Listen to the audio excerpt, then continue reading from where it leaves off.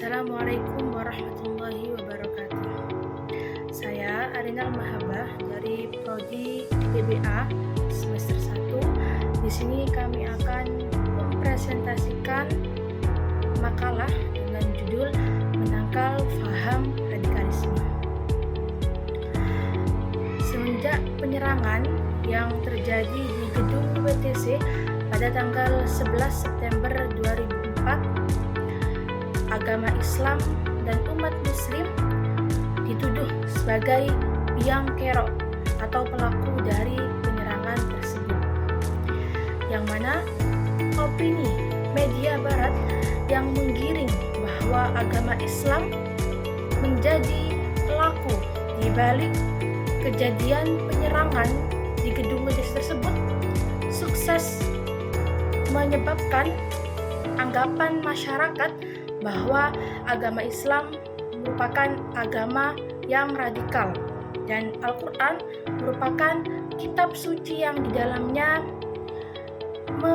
menjelaskan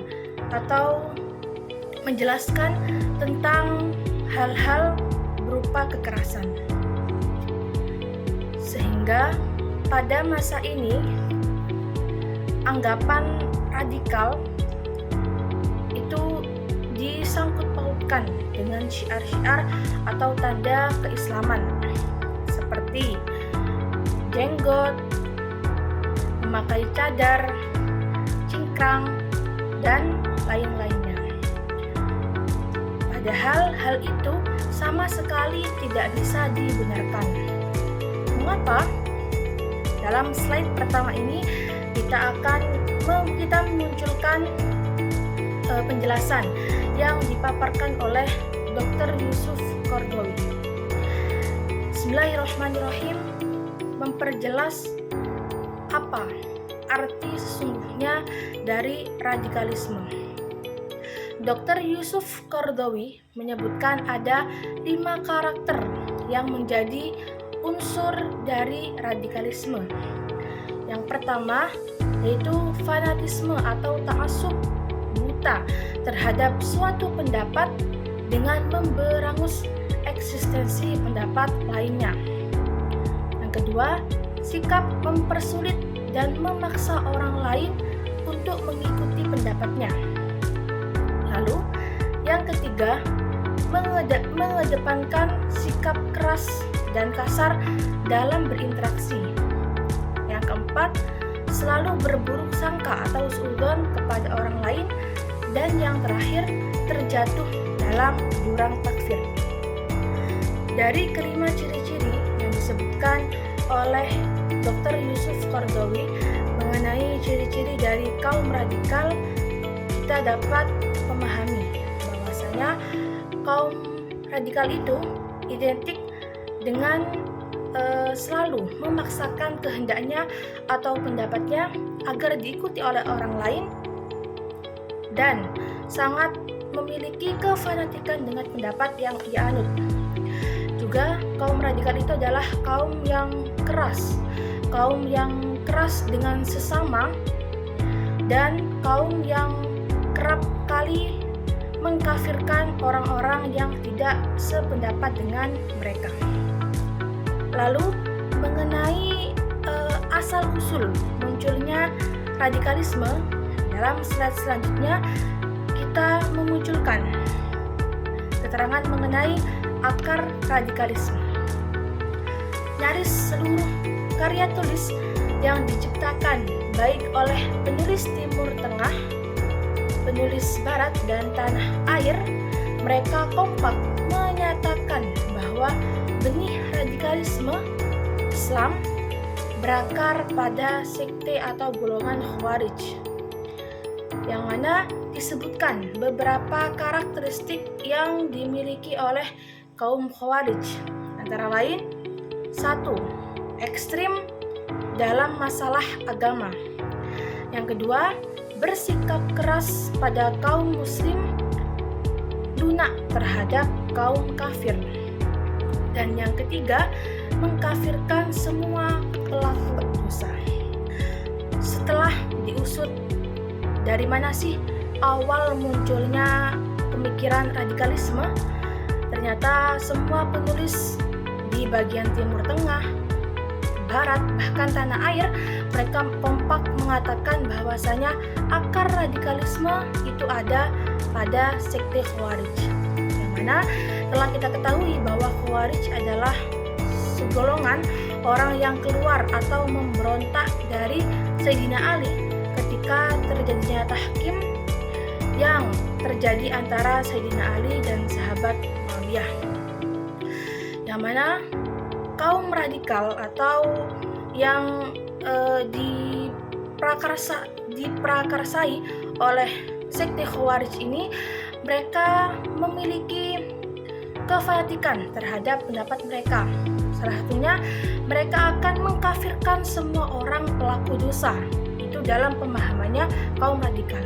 Yang mana dalam pemahaman kita, Ahlussunnah wal Jamaah, kita tidak boleh gampang mengkafirkan orang, apalagi orang itu adalah pelaku dosa. Tapi kita menghukumi bahwa pelaku dosa itu hanya sampai pada taraf orang yang melakukan maksiat, tidak sampai pada taraf orang yang dihukumi kafir. Dan juga ideologi lain yang diyakini oleh kaum radikal adalah bahwasanya kaum radikal itu suka melakukan pembunuhan. Mereka selalu melakukan kekerasan terhadap sesama, yang mana dalam pemahaman kita Ahlussunnah wal Jamaah, kita tidak boleh gampang-gampang melakukan kekerasan terhadap orang lain. Jika ada orang yang melakukan keburukan, maka kita harus melakukan amar ma'ruf nahi munkar beserta prosedurnya, tidak boleh sampai gampang melakukan kekerasan. Lalu pada slide selanjutnya kami akan mengkritisi tentang salah satu ciri-ciri dari kaum radikal. Mereka adalah kaum yang terjun dalam jurang takfir. Ahlussunnah tidak mudah mengkafirkan.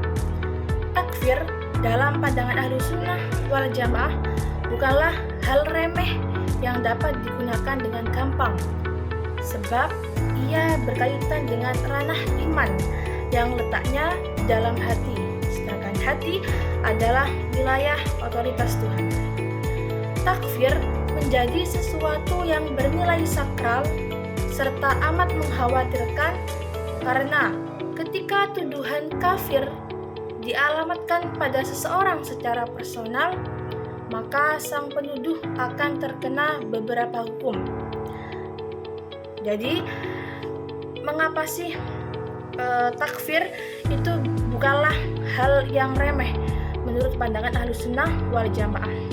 Karena dalam pandangan Aswaja, ketika seseorang menuduhkan atau mengalamatkan takfir kepada orang lain secara personal, maka sang penuduh itu akan terkena beberapa hukum. Apa saja? Yang pertama, antara lain, maka ia akan terkena hukum riddah. Artinya malah si penuduh ini yang akan dihukumi kafir. Sesuai dengan hadis Nabi, Bismillahirrahmanirrahim, ayyuma rajulin qala li akhihi ya kafir faqad ba'a biha ahaduhuma. Al-hadis atau kama qala. Siapapun orang laki-laki yang mengatakan kepada saudaranya, ya kafir, wahai kau orang kafir, maka tuduhan itu akan kembali pada salah satu di antara mereka. Jadi ketika ada si A ini memanggil atau menuduh kafir si B, jika memang si B ini kafir, berarti memang ucapan itu sesuai dengan kenyataannya. Tapi jika ternyata si B ini bukan orang kafir, tapi dia orang Islam, maka hukum kafir itu atau hukum riddah itu akan kembali pada si A itu sendiri. Jadi si A akan dianggap orang yang riddah atau orang yang murtad, keluar dari agama Islam. Itu hukum yang pertama. Sedangkan hukum yang kedua adalah baginya dosa membunuh umat manusia. Sesuai dengan hadis Nabi, man la'ana mu'minan fahuwa kaqatlih wa man qadzafa mu'minan bikufrin fahuwa kaqatlih. Barang siapa yang melaknat orang mukmin, maka ia sama saja dengan membunuhnya. Dan barang siapa yang menuduh kafir orang mukmin, maka dia sama seperti membunuhnya. Sedangkan dalam agama Islam, dalam ukhuwah Islam itu sangatlah kuat, sehingga menyakiti satu orang mukmin itu sama seperti menyakiti seluruh orang mukmin. Jadi ketika dalam hadis ini dapat kita sebutkan bahwasanya ketika ada seseorang yang menuduh kafir orang mukmin lainnya, maka dosanya itu sama seperti membunuh seluruh orang muslim. Lalu bagaimana cara kita sebagai generasi Ahlussunnah wal Jamaah untuk melawan radikalisme? Dalam slide selanjutnya kami munculkan jihad atau cara melawan radikalisme.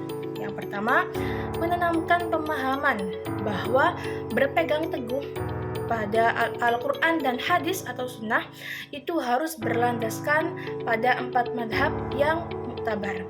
Jadi dalam memahami Al-Quran dan sunnah itu tidak boleh dengan pemahaman yang mentah, tapi kita harus juga memahami apa penjelasan apa yang dikatakan oleh 4 madhab yang muktabar mengenai ayat Al-Quran atau hadis tersebut.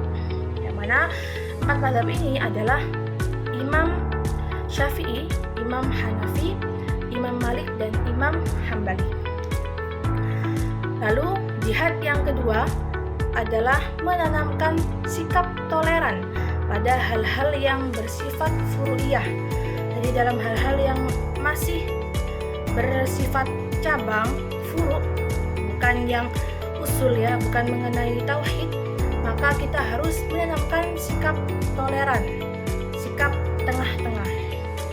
Yang ketiga, mengikis sikap hulu dan tataruf atau berlebihan dengan menjelaskan nilai-nilai Al-Quran dan Sunnah yang menentang hal tersebut. Yang keempat, tidak bersikap ketus dengan memberangus budaya yang sudah mengakar di masyarakat. Dan yang terakhir, menanamkan nilai keseimbangan dalam menjalankan ajaran agama antara duniawi dan ukhrawi. Jadi kita harus seimbang antara perkara dunia dan perkara akhirat. Kita sebagai Ahlussunnah wal Jamaah harus menjadi orang yang seimbang, tidak boleh berat sebelah. Demikian penjelasan dari presentasi pada siang hari ini. Bila ada kesalahan, kami ucapkan mohon maaf sebesar-besarnya. Afamini akhirul kalam. Wassalamualaikum warahmatullahi wabarakatuh.